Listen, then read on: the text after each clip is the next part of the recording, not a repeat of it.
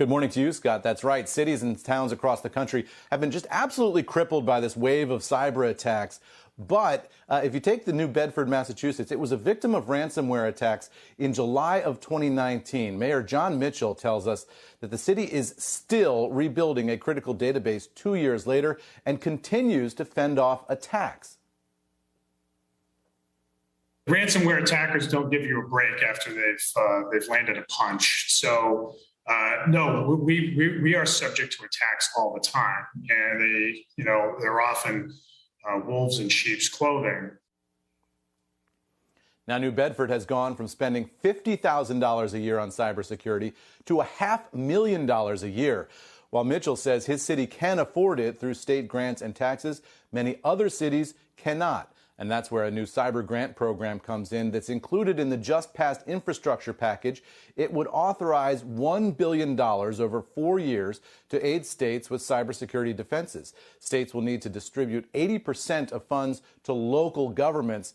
And guys, attacks on state and local governments have been steady over the last couple of years, despite all the cybersecurity measures in place. 113 ransomware attacks in 2019 and 112 in 2020. That's according to data from MSISoft. Those are numbers that keep Mayor Mitchell on high alert.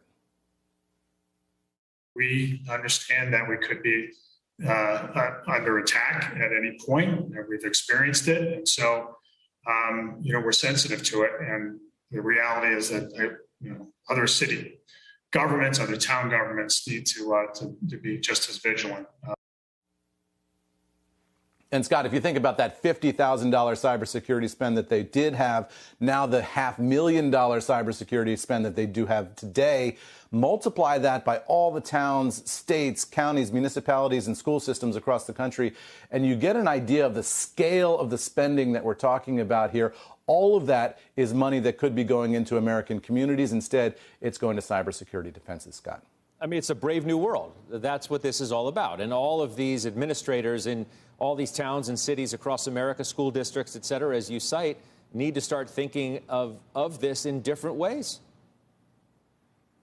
Yeah, absolutely. And look, you have to defend your people, right? I mean, the first role of government is to defend the citizens. You've got to defend the town first. So you can see why they're doing this. But if you look at the scale of the spending, they are getting some help now from the new infrastructure bill. So that is some good news. But this is just a massive tax on America, whether it's America's small towns or America's federal government. And the tax money is going to cybersecurity companies and hackers. Shepard Smith here. Thanks for watching CNBC on YouTube.